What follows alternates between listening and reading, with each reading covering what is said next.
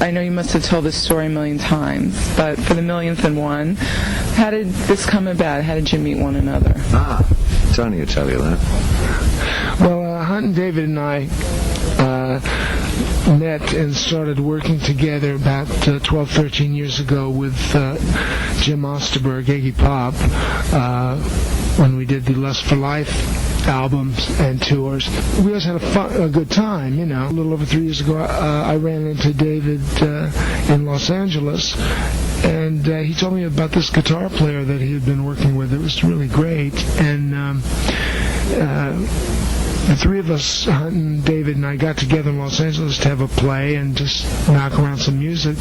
And we thought, hey, let's go over and, play with Reeves. We didn't think, hey, let's get a band together and go out and sell a lot of records and do the thing and do this and that and tour and we just got together for a play. And it's an extended play.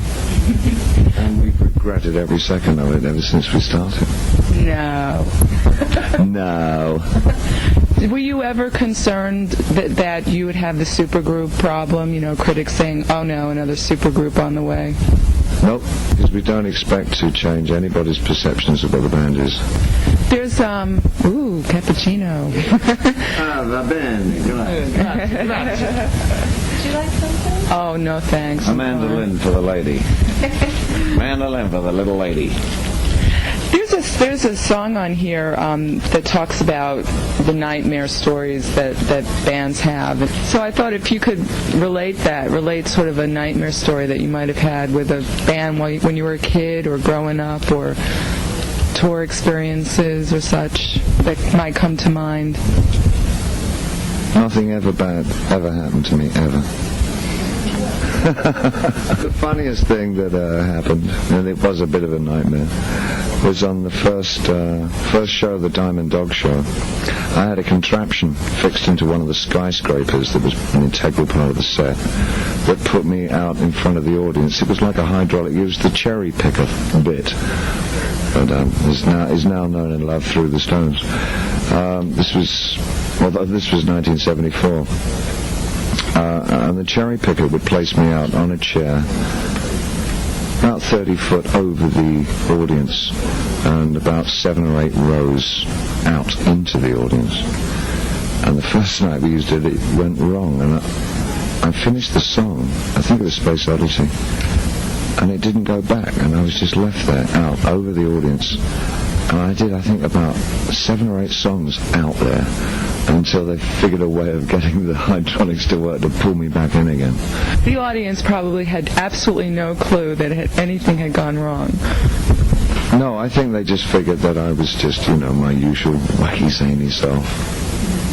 What about you, Tony? Have you had a nightmare story touring or playing in a band? I was driving cross country with Ray Manzarek. I was playing guitar with Ray, and we were in a Winnebago and in Arizona somewhere, and one of the tires came off the car at about 60, 70 miles an hour off the van, and we spent the rest of the night, everyone in the van, looking for the tire. I mean, I don't know. My tires are coming off all the time. Maybe you need a new mechanic. That could be the problem. I like it. No, I have them specially fixed so that at a certain speed they will eject. Are you feeling jaded or anything by the business, or is it always sort of fresh and new? Thoroughly exhausted. Yeah, we got back from Hartford last night about 2:30 in the morning, and I don't think I just didn't sleep until. I slept on the bus until about 2:30, and then when we got in, I just didn't go back to sleep again until about 5 this morning. I'm absolutely shattered. It's an absolutely glamorous life, being on the road.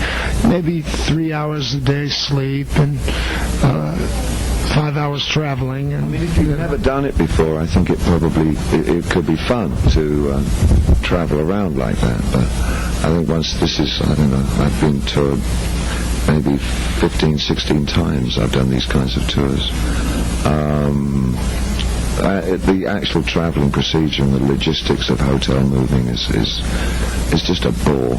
And you just end up living for the 2 hours that you're going to work on stage. There's only so many books that you can read on a bus before your eyes start going funny. one song that well, you went so far away, I can't. There's one song that I really relate to because I'm getting married, and I want to talk about this. You too, huh? Don't make the mistake. Do you believe in marriage? Oh, very much. Well, I have to at the moment because I'm getting married next year. So at this moment, I'm very pro the idea. Yeah, I don't think there are any disadvantages whatsoever. I think it's a glorious union. What can I say? Do you do you find that being on the road though can be taxing to a relationship, especially if you are married? Yeah, we've both been married 130 times. I don't find it taxing at all because I have an absolute and complete commitment to my relationship. I find absolutely no problem with it whatsoever. Are there any secrets? What do you think is the cause of a good relationship? Or what's important to, have that relationship? Trying very hard not to find yourself in a position where you want to change the person that you're with, that you've got to love them for what they are, exactly what they are.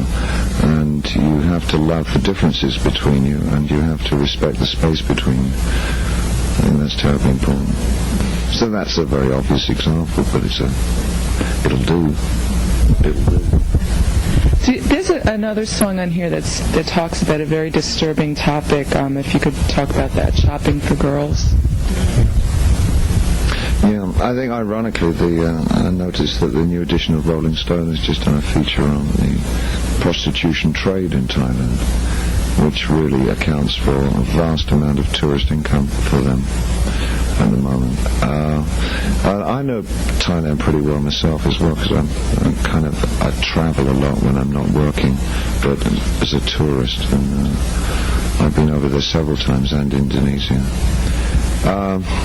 And I think there's nothing more pathetic than seeing an 8-year-old. Oh, at least, yeah. It's pretty. It's just inhuman. 8-year-old children who are not only into prostitution, but they're also they're pretty much addicted to drugs by the time they're 10. And of course, these days, most of them have at least HIV positive. I mean, it's a very sad situation over there. Do you think that music can really change the world? I mean, no. No, it can just reflect certain attitudes and certain stances and political positions. So I think there can be strong elements of identification with music, but I've never thought the music could ever change anything. It's more of a mirror than anything else. For instance, a kid who will pick up the new Tin Machine album, do you think that they're going to read the lyrics, or are they doing... Yeah. Definitely. We know that from the fan mail that we get. A lot of it is sunk home, and it's maybe brought a new awareness to some kids. But it's not going to change any minds. I mean, we had a song on the first album, Under the God, which was about racism. That was in 1989, and at that point we had mail coming from both sides. We had kids who just said, yeah, you put into perspective what we feel is going on. And we had other kids that said, how can you possibly condone the idea of people of different colours living together and all that. So we probably lost a few people as well. It's not going to change anything, but maybe it will polarise people's opinions more. When you were a kid, when you were a little boy, what attracted you to getting involved in rock and roll or in music? Or I just wanted to play a saxophone in the Little Richard band when I was 8. That was it, and that's what I knew I was going to do in life. Why Little Richard? What was it about him? He was the first artist that I really thought was just great. I thought his music was wonderful. And I just loved the look of his band with all those saxophones in. What about, was it everything, that you had expected it to be? Did it live up to your fantasies of it? I think you throw yourself so much wholeheartedly into it that it's kind of like asking, did life live up to your expectations eventually? I think my expectations changed continually. What I wanted out of rock and roll when I was 18 was very different to what I want out of it now. But I think on the whole, I wouldn't have picked another career. I think possibly I couldn't ever have had a more interesting, thoroughly bewildering time had I picked anything else.